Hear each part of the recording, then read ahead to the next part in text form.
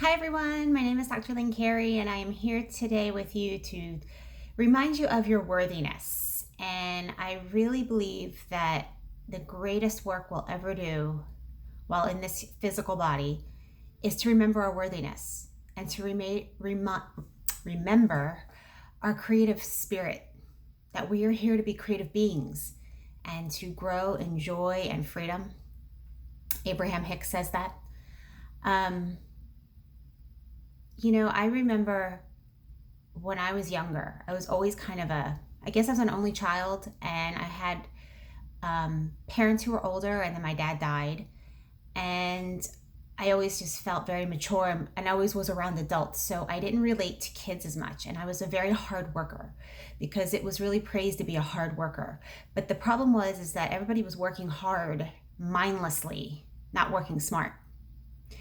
And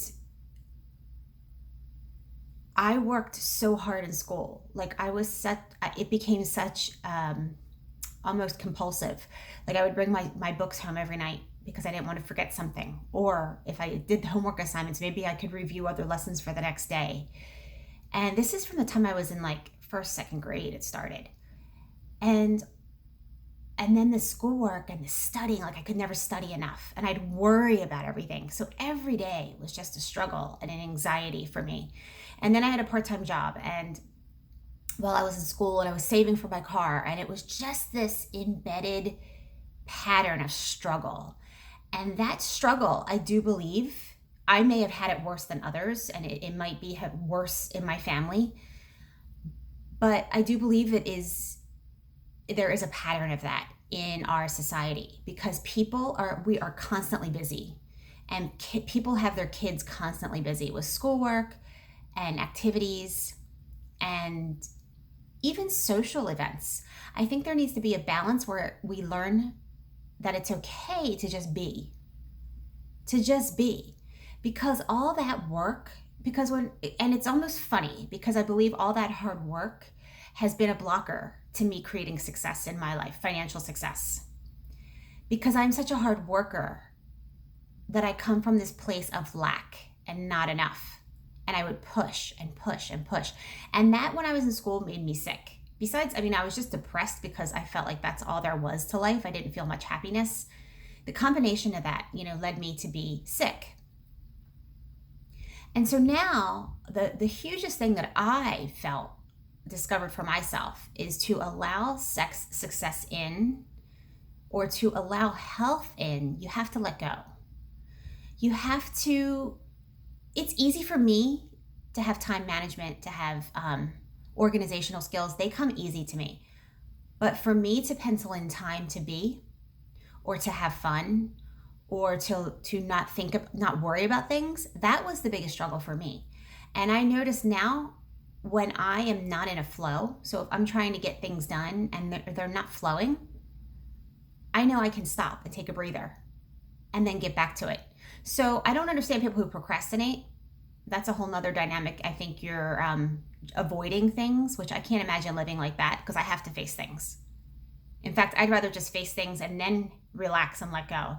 But I realize a lot of times I face things and I don't get them done properly. So it's about finding your flow.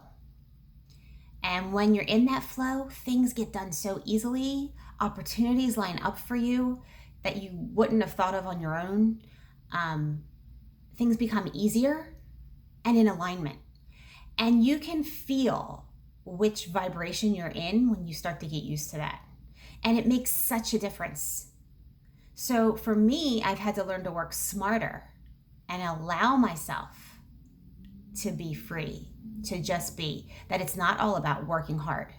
Because everything I do in my life has a purpose. I've never been frivolous. I watch people spend a lot of times in their life and they spin. And I don't understand why they keep themselves so busy, which I think to myself, well, what will that do for you in 5 years?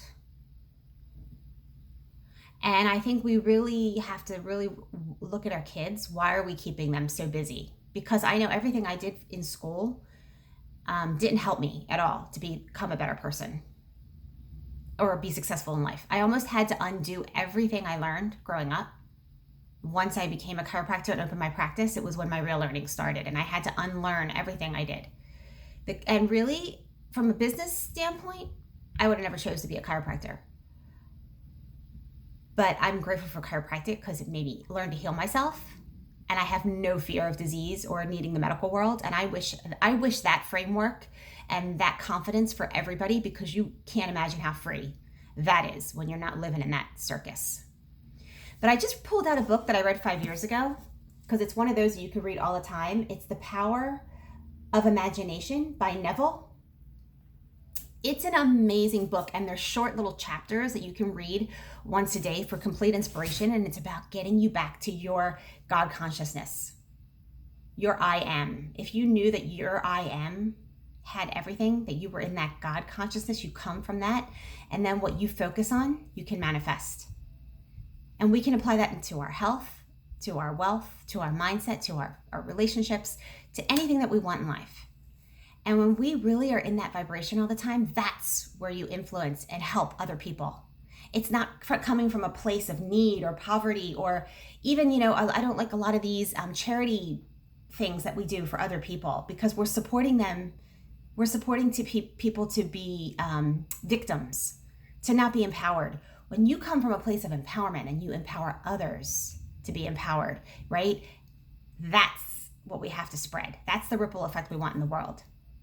So that is my inspiration for today. I hope you enjoyed it, and I hope you have an amazing day. Thanks for watching.